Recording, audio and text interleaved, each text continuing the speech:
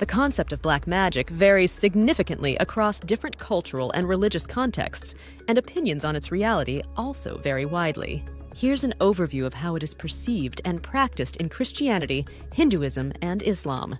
Christianity. In Christianity, black magic is generally viewed as the practice of using supernatural powers or occult rituals for malevolent purposes, often in opposition to God's will and teachings. The Bible condemns such practices, referring to them as sorcery, witchcraft, or divination. Examples include sorcery and witchcraft.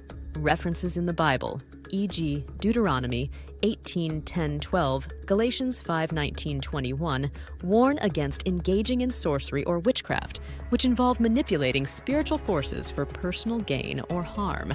Occult practices. Occult practices, including summoning spirits, casting spells, or invoking demonic entities, are considered forbidden and dangerous according to Christian doctrine.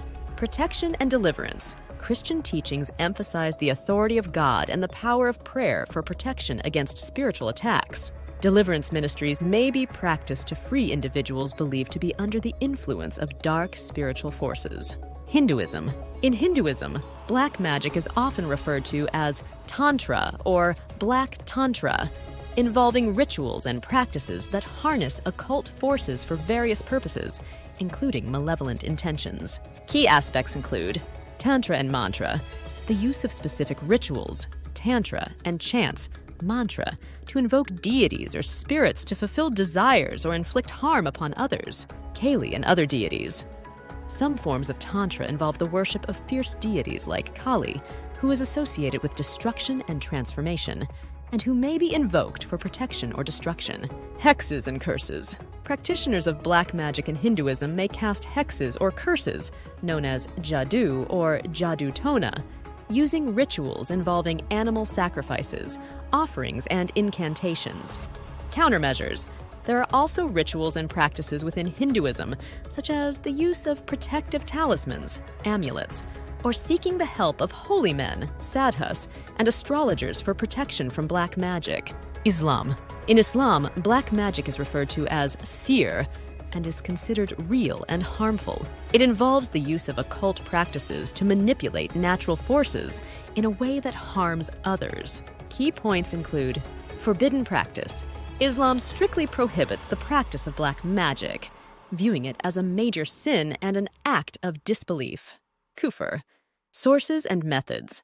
Practitioners of black magic in Islam may seek assistance from jinn, spirits, or use spells, potions, and charms to achieve their objectives, which can include causing illness, strife between people, or even death. Protection and ruqya.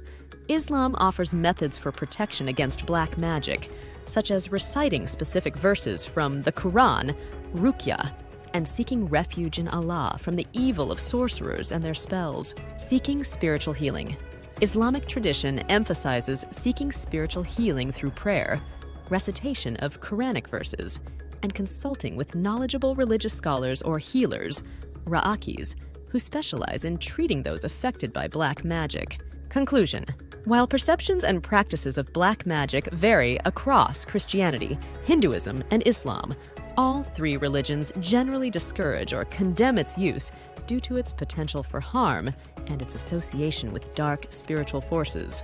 These traditions emphasize spiritual protection, prayer, and adherence to ethical principles as safeguards against malevolent spiritual influences.